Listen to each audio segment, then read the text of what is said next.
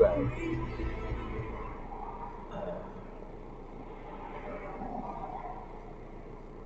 Good afternoon. I am currently parked, as you can see by the sign, excuse me, on Caistor top. I'm just waiting for the traffic to sort of slow down a bit. I'm having 5 minutes to myself. Then I'm going to put my window up and we're going to go for a little drive from Caistor top to my local Tesco. And during that drive, I'll tell you about what's been happening with the car. As you all know, well, for those of you who watched, if you haven't, in my videos, Expensive Fix, I just had a new horn, well, 2 new horns, because the car's got 2 horns. 2 new horns fitted to the car, which at Mercedes-Benz cost me £535 to get them fixed, which I thought was just outrageously expensive. And I wasn't expecting it to be that much. I've since had some other work done to the car as well. I've had a new rear brake disc and new rear brake pads fitted, and I've also had a rocker cover gasket fitted because there was a slight leak of oil from the rocker cover gasket, so I've got a new one.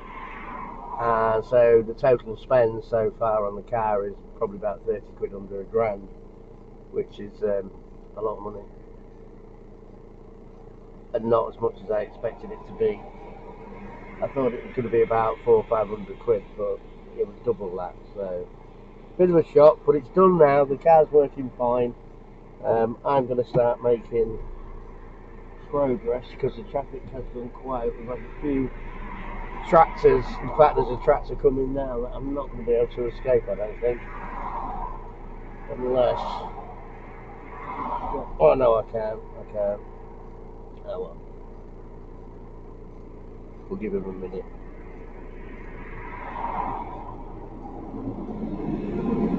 The last thing I want to be doing is stuck behind a bloody tractor.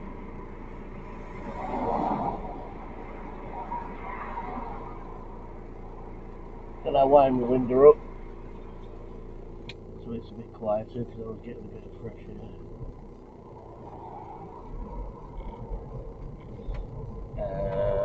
And we're off.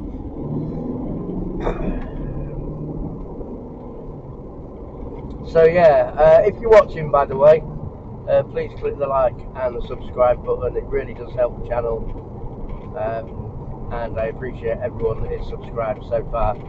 Thank you very, very much. So,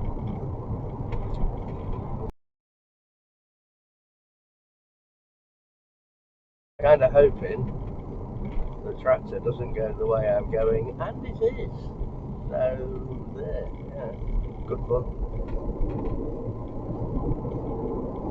And this road has no central marking, so getting past this old boy might be a bit of a challenge,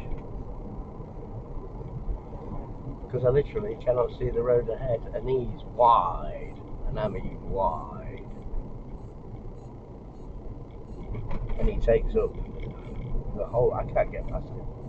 He's taking up the whole lane. I'll back up a bit.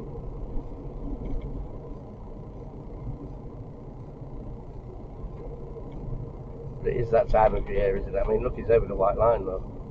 No way I can get past him.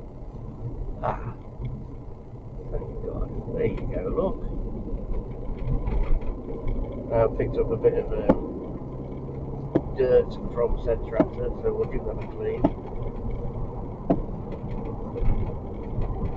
So I'm happy the car is now fixed and working properly, which is great.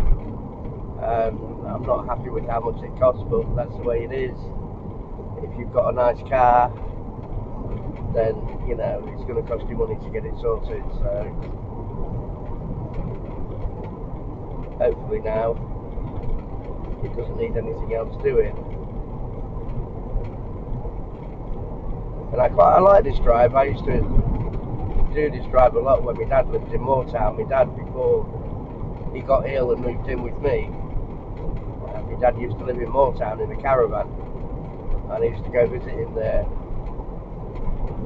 and it was quite a nice place, and the caravan was in a lovely caravan place. It's at the back of the Skipper Farms, which which is a pub in Moortown, and behind Skipworth Arms there's a caravan park, and you can stay there all year round, which my dad did. He lived there for about 5 or 6 years, I believe, and he did enjoy it, but obviously once he had his first stroke, his health deteriorated quite badly, and you are taking off a lot of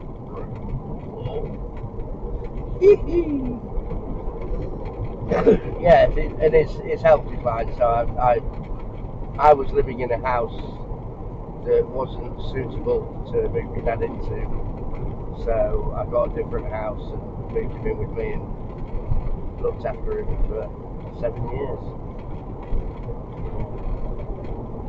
Still miss him. He'd have loved this car as well. He'd have probably loved this car. I can remember when I was 17, I was at my girlfriend at the time, I was at her house, and we were sat watching telly. My dad come and knocked on the door, and he was like, come out and have a look at this, and he'd bought a 1976 Ford Mustang, and it was stunning. It was chocolate brown with a cream leather roof and cream leather interior, and that thing was fast, and I mean fast. He took me for a spin in it, and I just fell in love with the car. Absolutely fell in love with it. And he got it as steel. He actually swapped it for the car that he had at the time, which was a Ford Granada, which was a pretty decent car in pretty good nick. But yeah, my old man did a straight swap with the guy. And this Mustang was a right-hand drive Mustang. It had been converted to right-hand drive in America, and it was bought by Hertz Rent-A-Car. Bought 5 so they could rent American cars out to American tourists in the UK. So Hertz Rent-A-Car from Manchester, their place at Manchester Airport, had 5 right-hand drive Mustangs. Obviously after a period of time they had to renew their cars, and they sold them on, and this chap had bought this Mustang but I don't think he could afford to run it anymore, so my dad bought it, and it was a beautiful car. I've still got some photos of it at home somewhere.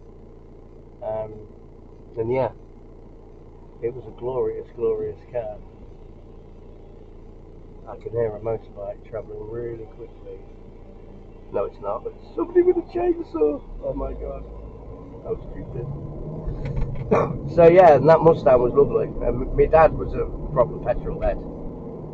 And I used to tinker on cars with him when I was young, when I was a teenager. He always had some car job on the go, and I used to help him with them. I learned a few bits, but a lot of it's now forgotten. That Golf in front is not hanging about as well. I mean, I'm getting a fair tank on.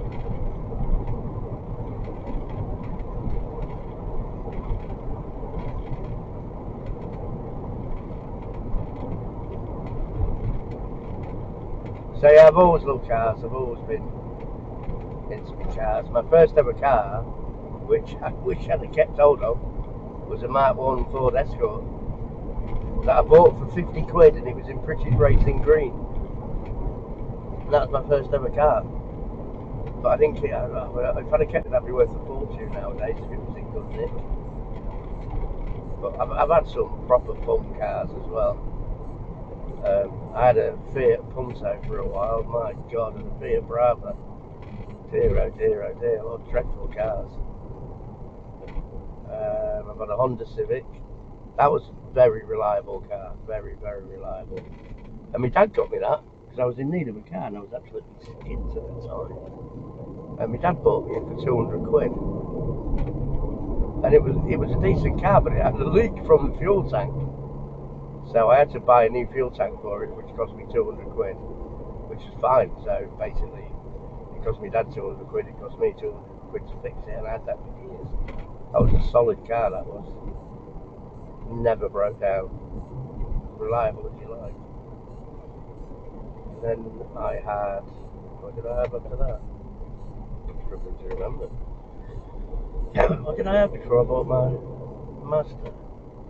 Oh, I had a Ford Cougar, which was probably the most uncomfortable drive I've ever been in. The suspension, the suspension in this is pretty stiff, but the suspension in that was bloody awful.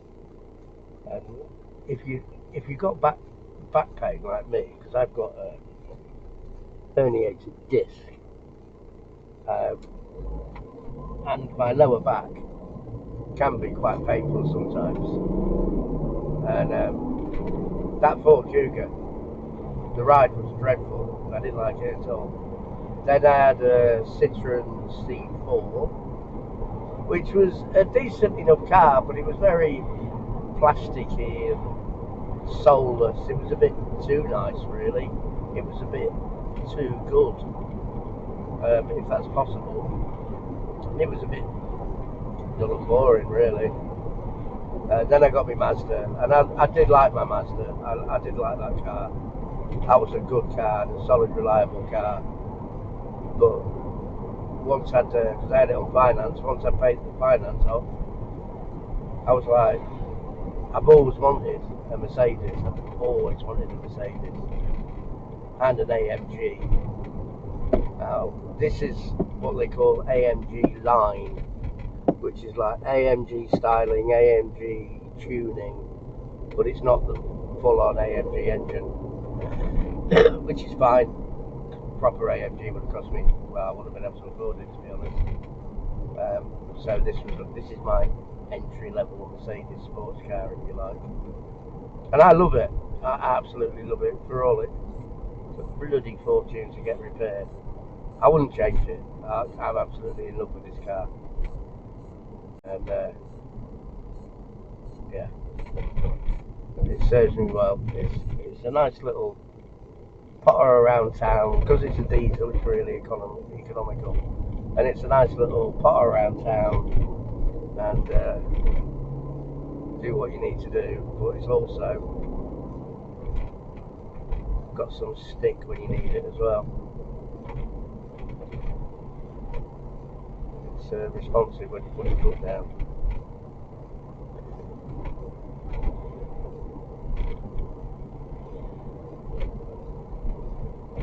What was he flashing me for? I've got my lights. Speed camera down there. Crafty buggers.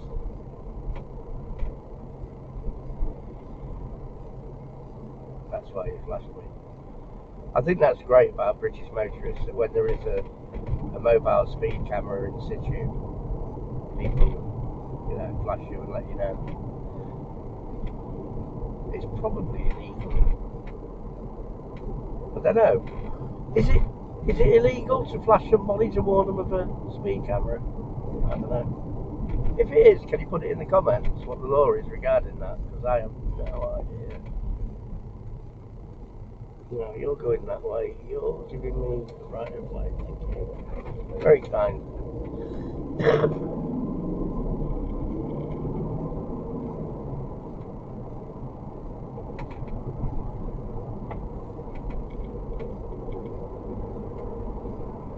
Yeah, it's an interesting one, that.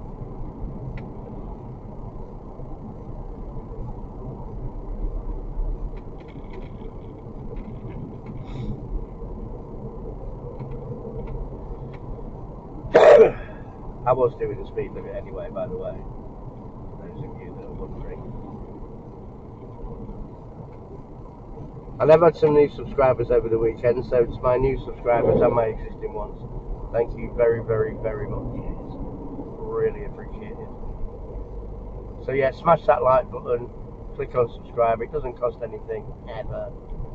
But it does help me enormously, and I'm enormously grateful. And I think that's it, really. And we'll get to the junction at the bottom, and then we'll call it quits. And I'll upload this on my PC when I get home, which will be after I've been shopping in Tesco.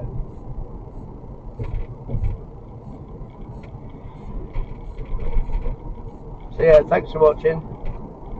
Thanks for your support.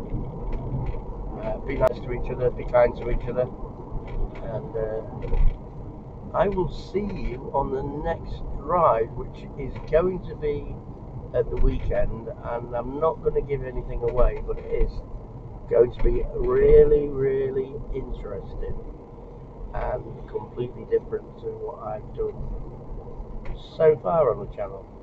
So yeah, that'll do. Thank you very much, and I will see you next time. Au revoir. Ciao for now.